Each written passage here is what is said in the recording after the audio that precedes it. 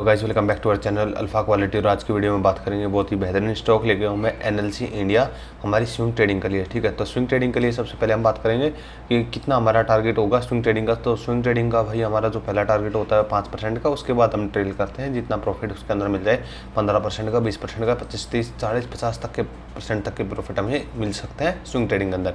ठीक है, तो एनएलसी इंडिया के अंदर क्या हो रहा है, एनएलसी इंडिया क्यों मैंने सिलेक्ट किया है, एक बार इसका प्राइस एक्शन देखते हैं और पास्ट के अंदर इसका हिस्ट्री देख लेते हैं कि कैसे इसने वर्क किया है। ठीक है, तो अगर हम बात करें इसके अंदर पास्ट के अंदर इसने कितने लंबे टाइम से अप ट्रेंड के अंदर आया है स्टॉक। इसने हायर हाई बनाया हमेशा के टाइम पे, एक हाई बनाया, फिर हाई, उसके बाद हायर हाई बना के हुए एक रेंज के अंदर चला गया। ठीक है, तो ये रेंज के अंदर गया तो इसके मतलब ये नहीं कि स्टॉक हमारा खराब हो गया। कोई भी स्टॉक कभी भी मूव करता है तो ऐसे नहीं कि वो हमेशा हायर हाई फॉर्मेशन करता रहेगा।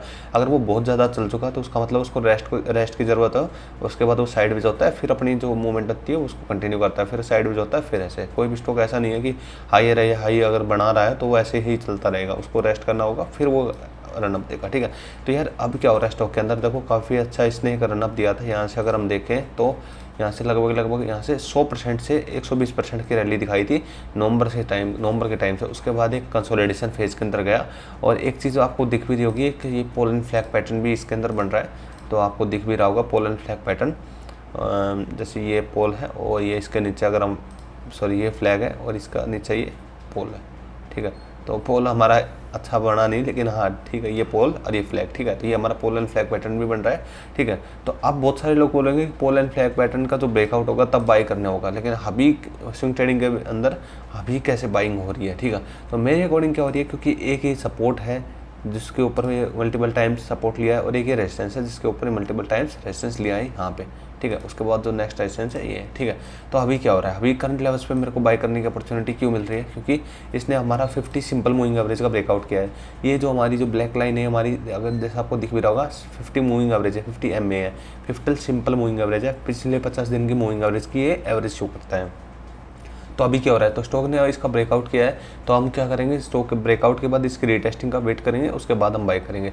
फॉर एग्जांपल जैसे पास्ट के अंदर इसने यहाँ पे ब्रेकआउट किया प्लस उसकी रीटेस्टिंग कैंडल भी बनाई, फिर उसके हाई के ऊपर हमने बाय किया और हमें 8 से 9% का प्रॉफिट मिल गया।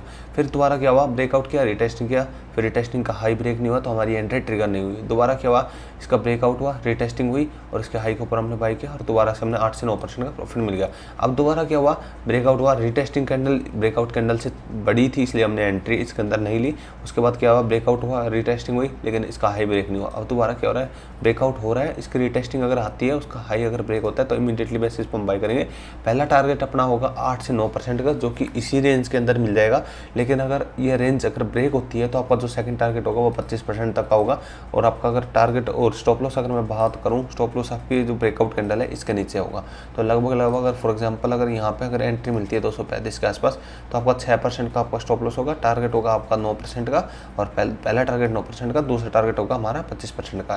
तो अच्छा लग रहा है मेरे को, स्टॉक काफ़ी अच्छी एक रेंज के अंदर है और मेरे को लगता है कि यहाँ से ब्रेकआउट हो सकता है। जैसे इसके अंदर ऑल टाइम आएगा स्मॉल कैप और मिड कैप के अंदर ब्रेकआउट आएगा, तो मेरे को लगता है कि इसके अंदर भी ब्रेकआउट देखने को मिल सकता है। ठीक है, तो अगर बाय करना चाहो तो कर सकते हो, लेकिन अपना एनालिसिस करने के बाद ही बाय करना। ठीक है, तो मिलते किसी नए वीडियो में नए टॉपिक से, तब तक के लिए जय हिंद, जय भारत।